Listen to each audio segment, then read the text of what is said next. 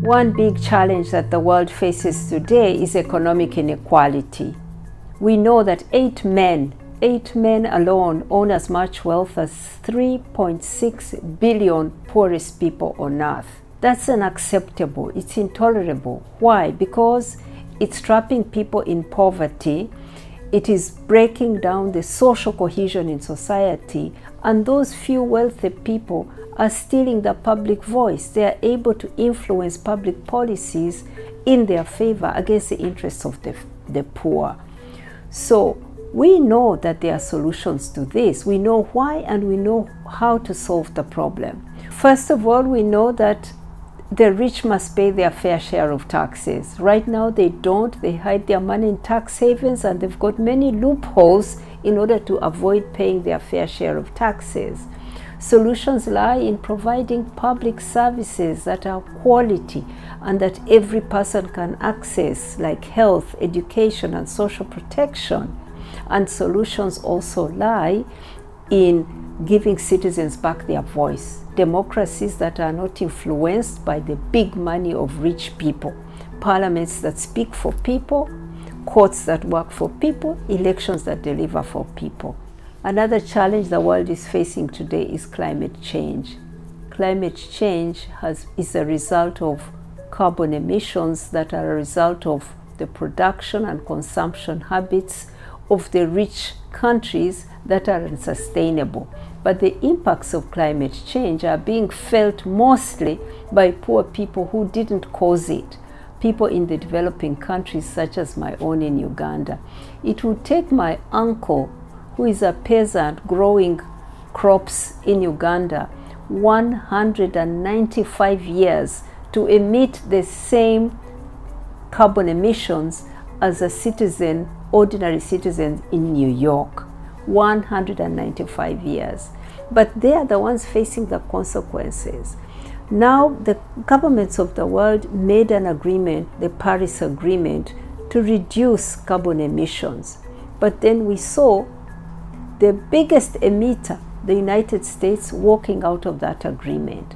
So we have a challenge of getting the rich countries to honor commitments, increase their ambition to reduce global warming.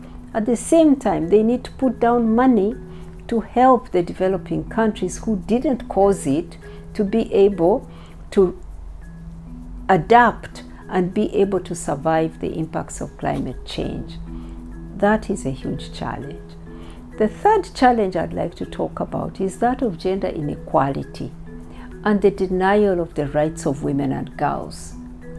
You know, 1/3 of the women in the world have experienced violence from somebody they love, an intimate partner. This is data from the World Health Organization. Violence against women is everywhere, in every country in the world.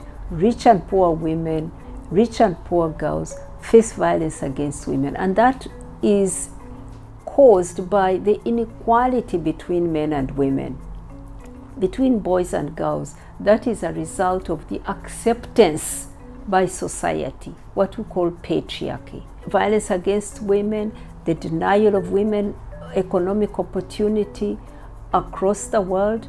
Women you'll find that amongst the poorest, the highest number are women, because they occupy the worst jobs, the jobs that are most insecure. Oxfam works with women in Asia who work in the textile industries, making the clothes which we buy, like Zara, like Gap, like H&M. These women earn less than $4 a day. They work 6 days a week. They work 20 hours sometimes. When they get sick, they don't get paid. When they get pregnant, they get fired. In 155 countries, there are laws that limit women's economic opportunity. In 18 countries, men have the right to stop their women from working. Women don't have a public voice. Not in the whole world, the figure for women's political participation is around 20% in parliaments. So this is a world where women and girls don't enjoy equal rights. I think that is one of the saddest and most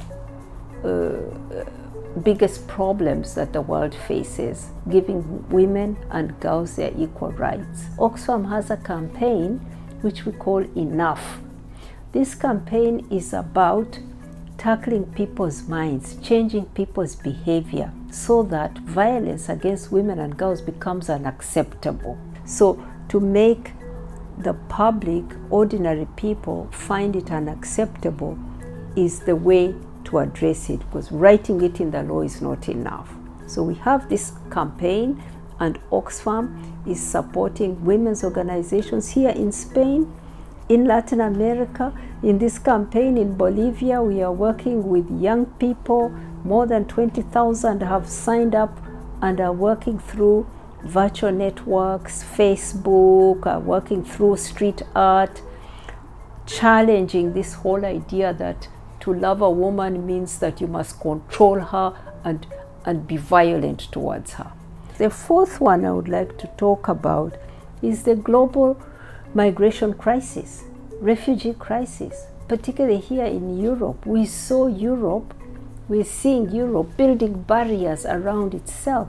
And yet these are the countries that led the world to make the human rights laws at the United Nations. It is Europe that led the world to make the refugee law, the humanitarian law. But now it is the same Europe putting barriers and making agreements to push people who have fled wars in their countries, to push them back across the Mediterranean to where they are going to be killed. This is sad. 65 million people around the world are displaced, 65 million. But the truth is that most of these people are being hosted by poor countries. 84% of them are being hosted by poor countries. The rich countries, the 6 richest countries, are hosting only 10% of all the refugees. So we need to see the rich countries stepping up to their responsibility and honoring their international agreements, humanitarian law and refugee law. In the face of all these global challenges, such as inequality, poverty, hunger, climate change, these global migration crisis, these problems which need global solutions, we have a United Nations that has stopped functioning. It's unable to function because it reflects the reality of the end of the Second World War. The power in the whole system, the global governance, lies in the hands of the winners of the Second World War. It doesn't reflect the reality of today, where you have many countries that were independent after that, like most of our African countries, emerging economies, big powers like Brazil, like China, like Germany, do not hold much power in the United Nations. So you have a system which isn't solving problems. It's not able to resolve conflicts. It's not able to deliver on fighting poverty. It's not able to uphold our human rights. So we need to reform the United Nations and make it work. First of all, democratize it, make it inclusive, not only hearing the voices of governments, but of citizens like us and organizations like Oxfam and civil society organizations, and then to make it work for ordinary people so that it shares power with people, listens to the voices of people, and delivers solutions for people.